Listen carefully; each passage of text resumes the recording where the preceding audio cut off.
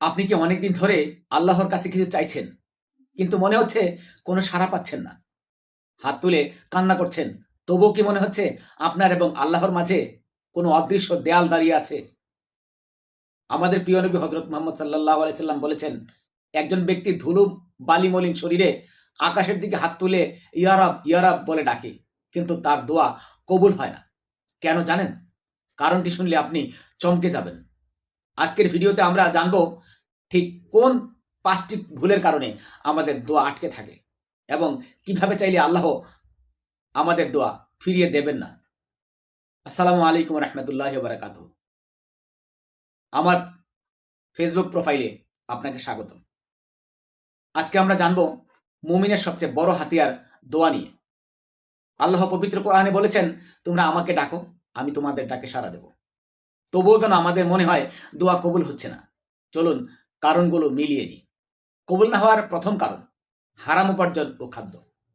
সবচেয়ে বড় বাধা হলো হারাম রিজিক। রাসূলুল্লাহ সাল্লাল্লাহু আলাইহি সাল্লাম সেই ব্যক্তির উদাহরণ দিয়েছেন যে সফর করে ক্লান্ত, আকাশের দিকে হাত তোলে, কিন্তু তার খাবার হারাম, পানীয় হারাম, পোশাক হারাম। তার দোয়া কিভাবে কবুল হবে? সহিহ মুসলিম।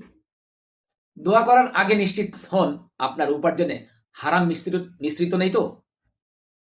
২ নাম্বার যে কারণটা আমরা জানবো সেটা হচ্ছে অমনোযোগী ও উদাসীন মন। আমরা অনেক সময় মুখে দোয়া করি কিন্তু মন থাকে অন্য দুনিয়ায়। হাদিসে আছে আল্লাহ উদাসীন অন্তরের দোয়া কবুল করেন না। সহিহ তিরমিজি। যখন চাইবেন এমন ভাবে চাইবেন যেন আপনি নিশ্চিত আল্লাহ শুনছেন। ভিক্ষুক যেমন নাছোড়বান্দা হয়ে চায় তেমন তেমন করে চাইবেন। ৩ নাম্বারে আমরা জানবো কেন কবুল হয় না? তাড়াহুড়ো করা। অনেকে বলেন এতদিন চাইলাম, কই কিছুই তো পেলাম না, এবং হতাশা হয়ে দোয়া করা ছেড়ে দেন। এটাই শয়তানের ফাঁদ। রাসূলুল্লাহ সাল্লাল্লাহু আলাইহি সাল্লাম বলেছেন, বান্দার দোয়া ততক্ষণ কবুল হয় যতক্ষণ না সে অধৈর্য হয়ে যায়। মনে রাখবেন, আল্লাহ যা দেন তা উত্তম, যা দেন না তা আরো উত্তম।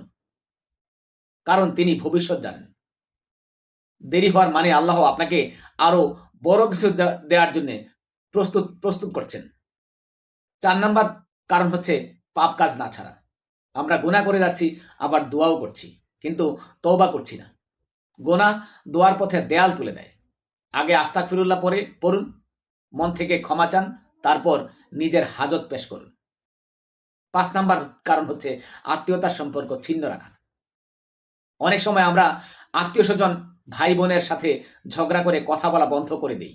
অথচ আমরা জানি না যে এটি দোয়া কবুল হওয়ার পথে অন্যতম বড় বাধা। রাসূলুল্লাহ সাল্লাল্লাহু আলাইহি সাল্লাম বলেছেন, কোন বান্দার দোয়া ততক্ষণ কবুল হতে থাকে যতক্ষণ না সে কোন পাপ কাজের জন্য অথবা আত্মীয়তার সম্পর্ক ছিন্ন করার জন্য দোয়া করে। সহিহ মুসলিম। কারো সাথে সম্পর্ক খারাপ থাকলে আজই মিটিয়ে ফেলুন। আল্লাহর খাতিরে তাদের ক্ষমা করে দিন। দেখবেন আপনার দোয়া আসমানে পৌঁছতে আর কোনো বাধা থাকবে না। বন্ধুগণ, দোয়া হলো ইবাদতের মগজ। দোয়া কখনো বিফলে যায় না। হয় আল্লাহ তা দুনিয়াতে দেন, নতবা পরকালের জন্য জমা রাখেন, অথবা কোনো বিপদ সরিয়ে দেন। তাই নিরাশ হবেন না। তাহাজ্জুদের সময়, আজান একামতের মাঝখানে এবং বৃষ্টির সময় দোয়া করুন। ইনশাল্লাহ আপনার ডাকে আল্লাহ সাড়া দেবেনই।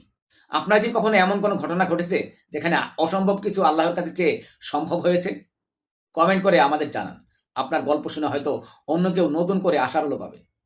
ভিডিওটি ভালো লাগলে লাইক দিন এবং আপনার প্রিয়জনের সাথে শেয়ার করুন। আগামী শুক্রবার আমরা আলোচনা করব কবরের জীবন ও তার বাস্তবতা নিয়ে।